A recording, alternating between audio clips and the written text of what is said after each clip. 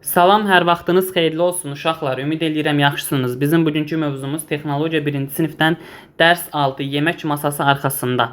Yəni biz nələr etməliyik və nələr etməməliyik kimi suallara aydınlıq gətirəcəyik uşaqlar. Elə isə çox vaxt itirməyək, gəlin dərsdə keçid alaq. Bizdən soruşur ki, yemək masası arxasında. Sizcə kimlər masa arxasında davranış qaydasına riayət etmir? Gəlin baxaq. Ana, ata yeməklə məşğuldur.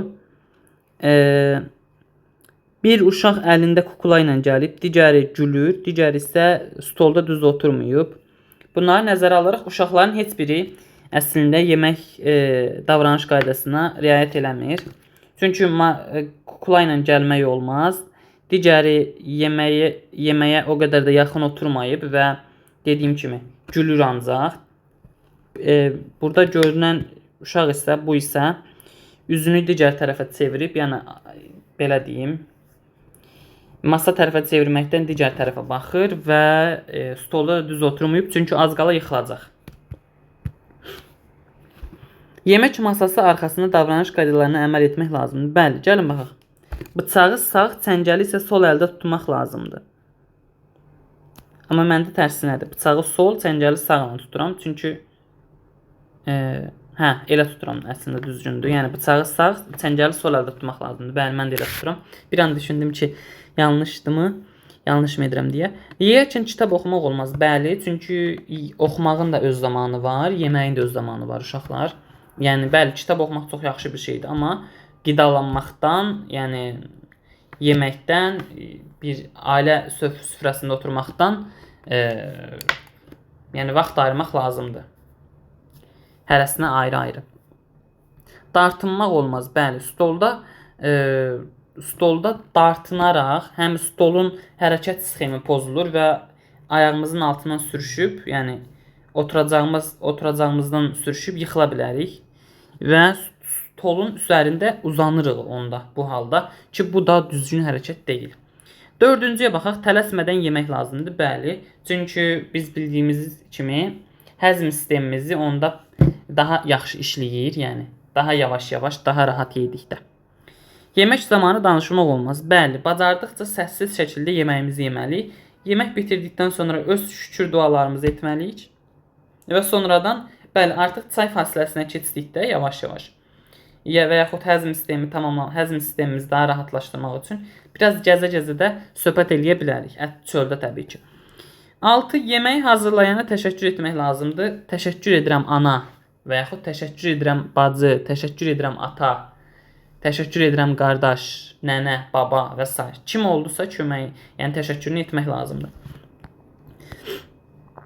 Növbəti sual belədir. Necə düşünürsünüz? Uşaqlar nəyi səhv edirlər?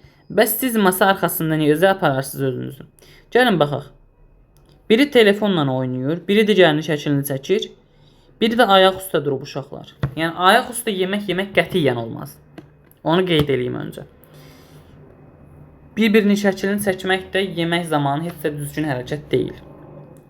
İkinci, qulağına naushnik taxıb, yəni heç düzgün hərəkət deyil. Çünki yemək yeyərkən beynin də sakitləşməsi lazımdır uşaqlar. Çünki yemək yedikdə beyin də sakitləşir. Biz də musiqidən əlavə olaraq, yəni musiqinin dozasını artırırıq və bu artıq beynimizdə daha problemli hala gəlir. Üçüncüdə yenə uşağa baxırıq. Uşaq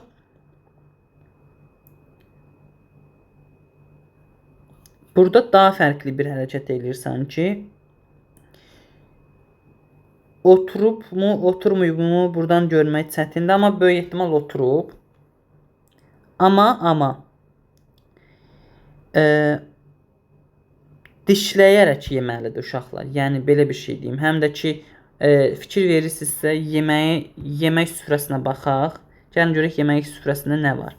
Yemək süfrəsində 2 cür dondurma, süd və bol çörək var. Uşaqlar, biz də bilirik ki, ümumiyyətlə bol çörək və bol şirin bir şey insanın sağlamlığına ziyandır.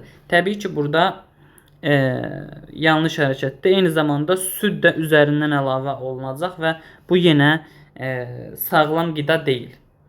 Dördüncüyə baxırıq. Uşaqlar ümumiyyətlə düzgün əyləşməyiblər. Buradan bunu aydınca görmək mümkündür.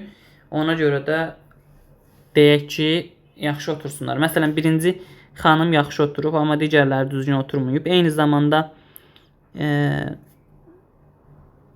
yedikləri də deyəsən film üçün cipsdir. Nəysə, hər birimiz masa arxasında davranış qaydalarını bilməli və bu qaydalara əməl etməli. Əlbəttə ki, uşaqlar. Çünki kitab oxumağın da öz bir məharəti var və öz oturuş qaydası, öz belə deyim,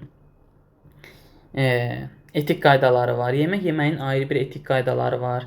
Biz yürüyüş edərkən ayrı bir etik qaydamız olmalıdır. Hər fəaliyyətdə etik prinsiplər var uşaqlar və biz buna riayət etməliyik. Yəni siz təsəvvür eləyin ki, məsələn, çöldə belə deyim də, çölə çıxmısınız pijama ilə. Yəni gecə yatdığımız paltarla çıxırıq.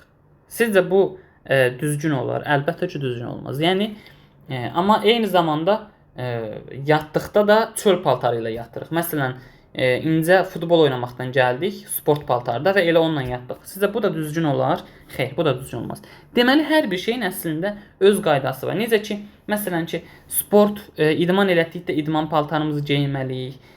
Tədbirə getdikdə tədbirə üçün klassik geyimimizi istifadə etməliyik, sadə geyimimizi, yatdıqda yataq paltarımızı geyinməliyik. Yəni hər bir şeyin öz qaydası və etik prinsipləri var uşaqlar ki, biz də buna riayət etməliyik.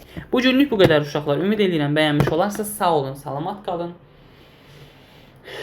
Gələn dərslərdə görüşərik. Hələlik.